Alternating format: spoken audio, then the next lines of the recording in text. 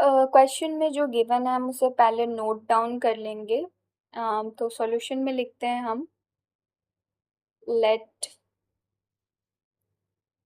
Alpha and beta be the zeros of the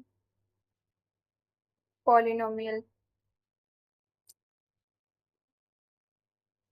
Let alpha and beta be the zeros of the polynomial 2x square minus 5x minus 3. सो हमने ये जो given दिया है पहले उसे note कर लिया ताकि हम आगे का प्रोसीजर स्टार्ट कर सकें। So sum of zeros find करते हैं पहले। Let's see alpha plus beta is equals to minus B by A का फॉर्मूला। सो माइनस बी की वैल्यू जो होगी -5 ऑफ -5 तो 5 हो गया अपॉन में ए यानी कि 2 हो गया। ऐसे हम प्रोडक्ट ऑफ जीरोस भी निकालेंगे। जो अल्फा इंटू बीटा होता है वो सी बाई ए होता है और सी क्या है हमारा -3 और ए क्या है हमारा 2। तो -3/2 आ गया हमारा अल्फा इंटू बीटा।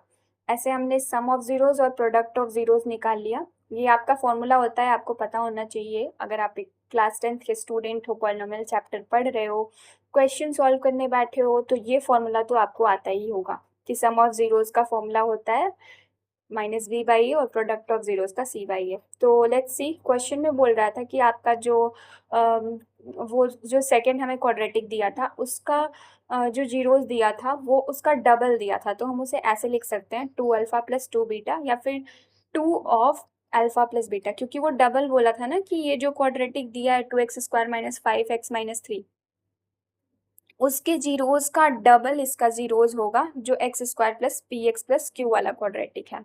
तो इसके जीरोस हमारे 2 अल्फा और 2 बीटा हो जाएंगे। गाइस समझ में आ रहा होगा आपको? क्वेश्चन देखो ऊपर स्क्रीन पे लिखा हुआ है। एंड सो यहाँ पे हम क्या करेंगे कि -b/a, ठीक है। अब उस हिसाब से हमारा जीरोस 2 अल्फा 2 बीटा हो गया।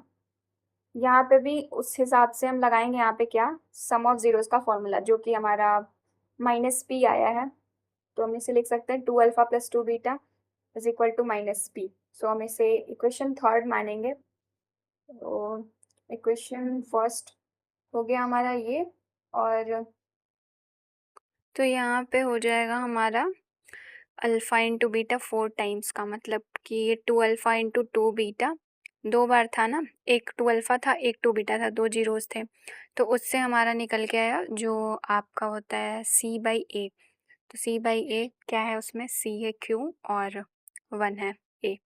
तो ऐसे रख लिया, हमें मिल गई equation 4 alpha into beta is equals to q और ये हमारा इक्वेशन सेकेंड हो गया। सो अब क्या करेंगे कि हम पहले क्वेश्चन थर्ड को यहाँ पे नोट डाउन कर लेते हैं। ऑलराइट, तो लिख लेते हैं हम 2 alpha plus 2 beta is equals to -p और डायरेक्टली हम 2 कॉमन ले लेते हैं, हो जाएगा alpha plus beta is equals to -p और अगेन हमारा हो जाएगा अल्फा प्लस बीटा की वैल्यू रख देंगे हम यहाँ पे। राइट, अल्फा प्लस बीटा की जब हम वैल्यू रखेंगे तो putting the value of alpha plus beta in equation third। तो यहाँ पे हमारा जब वैल्यू आएगा वो अल्फा प्लस बीटा की वैल्यू कितनी आई थी 5/2। राइट, 5/2 आई थी हमारी वैल्यू अल्फा प्लस बीटा की। तो यहाँ पे हम रख लेंगे 2 into 5/2 is equals to minus का p। 2 कैंसिल हो गया तो p की वैल्यू -5 आ जाएगी। राइट, अब नेक्स्ट स्टेप क्या लेंगे हम कि सिमिलरली इसको भी नोट डाउन करेंगे हम। सिमिलरली